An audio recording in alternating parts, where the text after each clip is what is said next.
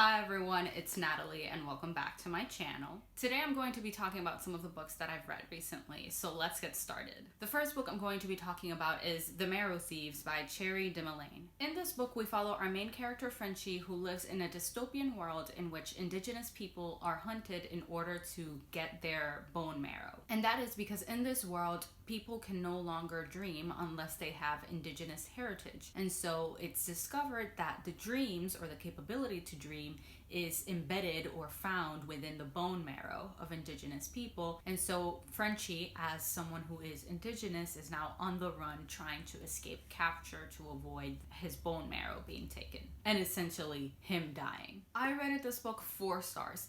Generally speaking, I can appreciate what the book is trying to do. I read it for class, and so using the lens of a teacher, I see a lot of value in this book. But as a reader, as someone who's trying to enjoy a story, it wasn't absolutely my favorite. The main reason for that is because Frenchie drove me insane. I found him so annoying as a main character. I really didn't like following him. I didn't think he was interesting. I thought his only personality trait was wanting to be a very masculine figure, and that was it. He just wanted to fulfill this role of men, or what was expected of men, and that was it. And I'm like, that doesn't make me care about your character. That doesn't mean anything. Well, not that it doesn't mean anything. It doesn't say enough about the character. So I was kind of just frustrated with that. And on top of that, Frenchie also had this romance going on with this girl, Rose, that was as bland as white toast. Like, literally there was nothing interesting about their relationship.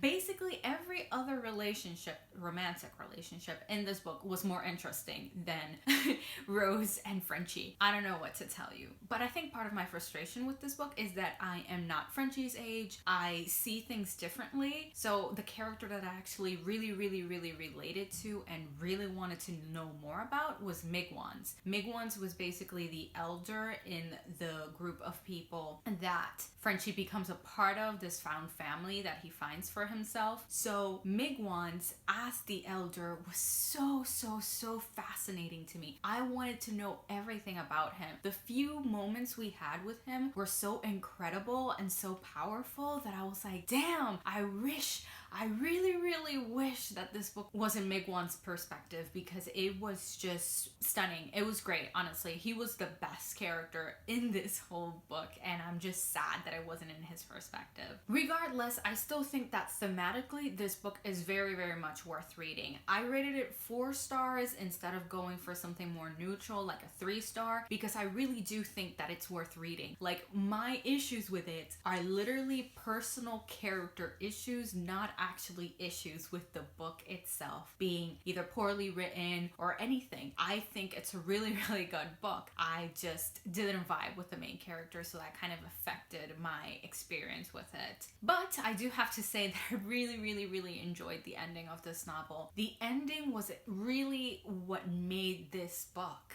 At least for me it did. Like, it literally went right to my heart. I literally cried when I finished it. While I was reading this, I was like, I don't know how I feel about this book. I don't know how I'm going to rate it. But the ending really sold me on giving it 4 stars. I literally messaged 2 of my friends immediately after finishing it, crying because the ending was so emotional and I loved it so much. So really, honestly, go try it out. I definitely recommend it. The next book I'm going to be talking about is Elatsoe by Darcy Little Badger. In this book, we follow our main character, Elatsoe, who has the ability to bring back ghosts, essentially. She can bring back the spirits of animals and even of humans, but she doesn't really bring back the spirits of humans because it's taboo. It's known that if you bring back the spirit of a human, it is often too angry and too uncontrollable to really be safely brought back. So in this book, we follow Elatsoe as she's trying to figure out the details of what happened to her cousin. Her cousin was murdered, and he came to her in a dream to tell her who murdered her, but now she's tasked with finding evidence in order to prove that that man committed the crime. And so we basically follow her as she's trying to gather evidence with the help of her family and friends. I rated this book 3.5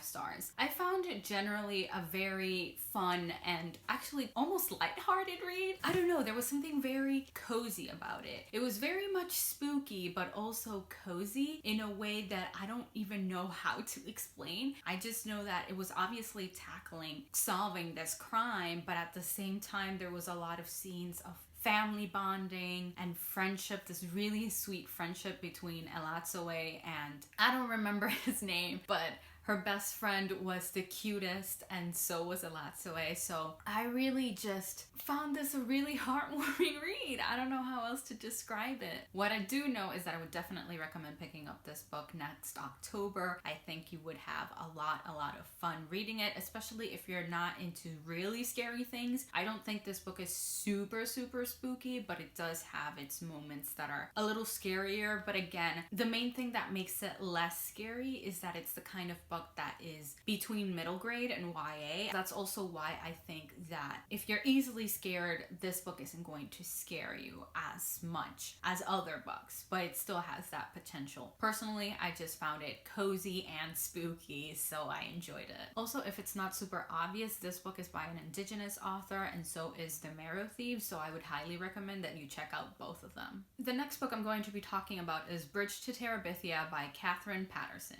This is a children's or middle grade novel that follows Jess, who doesn't really have a lot of friends, but this new girl moves into the house next to his, and so they start a friendship. And part of what they do in their free time is go out into the woods and play that they're visiting the kingdom of Terabithia and that they are the king and queen of Terabithia. So it's about the friendship between these two characters. So I decided not to rate this because I can understand why it has been widely read, why it was read in classrooms, why it has won awards, but at the same time, it's the kind of book that hasn't aged well, like at all. Just okay, let me backtrack. I picked this up as a buddy read with Anna from Books and BS. We wanted to read something that was lighter, something that was quicker, and that wouldn't take so much time to get through. So that's why we picked a children's novel, and we picked this one in particular because we had both watched a movie. I think we had both watched a movie, and we really liked the movie. So we kind of wanted to see, especially since neither of us had seen the movie in a long time, if we would enjoy the book now that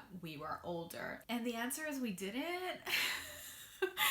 The answer is that it was rough. It was really rough. When I first started reading it, I was kind of enjoying it because I could read it pretty quickly because it was pretty simply written. So my tired grad student brain was like, ah yes, some food that doesn't require too much thought. Thank you. But as the story progressed, things kept happening and the characters kept saying things that I was kind of like, ooh, no, oh no, oh no, we don't want that. We don't want that. One of the things is the way they talk to and talk about, I believe her name is Janice. Janice is an overweight character, and the things they say, no, it's just not okay. The way they talk about her is just 0% okay, and it was upsetting to me. So that was one of the issues. And then in general, the way Jess treated his sisters really rubbed me the wrong way. It just made me very uncomfortable. No.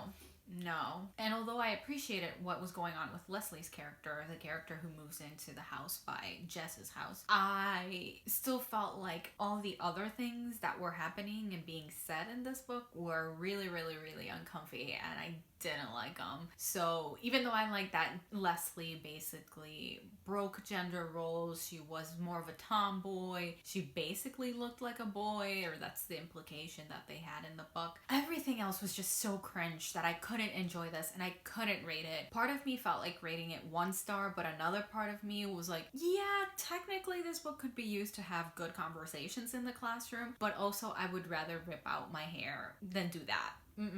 No. Just The answer is no. Like, I haven't seen the movie in a long time, but I'm sure the movie's better. So if you had any temptation, just rewatch the movie. Don't read this book. Like, don't pick it up. Like, just don't. Just watch the movie, enjoy the movie for what it was at the time, and sleep well at night knowing that you didn't waste your time with this book. Finally, the last book I'm going to be talking about is the Bromance book club by Lisa K. Adams. In this book, we basically follow a professional baseball player whose marriage is in shambles. He essentially had a shotgun wedding a few years back, and the relationship was not where he thought it was. It was falling apart, and he was pretending like it wasn't. So when his wife finally tells him, "I want to get a divorce," he decides it's time to save his marriage, and it's time to really find out what's going on in his marriage and how can he fix it. I rated this 2 stars. It was not a time. It was a time, but not a good one. It just... Listen, I don't know if it's just me, but I read this as an audiobook, and from the very start I was like, this is going to be too straight for me. This is going to be too heterosexual, and I'm not going to be able to enjoy this. Like, I'm pretty sure the main character's arms are described as masculine a few times, like his masculine arms and his masculine whatever, and I'm like, his what? His what? The descriptions were just, they did not work for me. Let's just leave it at that. They did not work for me. And then on top of that, it was trying to tell me that it was woke and that it was aware of things, but at the same time, so many of the characters were white and straight. And I'm like, you can't have it both ways. I'm sorry, you can't have it both ways. I'm pretty sure there was at least one Latino, at the very least one Latino. But apart from that, I'm like, either I missed something completely, or almost everyone was white, and for sure everyone was straight, and I was just not there for it. I was like, okay. Also, I didn't explain the most important part of the plot of this novel. It's called the Bromance Book Club because the way that our main character is gonna solve his marriage is through reading romance novels with a book club that the rest of the baseball players are in. They basically read romance novels in order to get advice on how to maintain their relationships, how to make sure that their wives or partners are happy, and blah blah blah blah blah blah blah.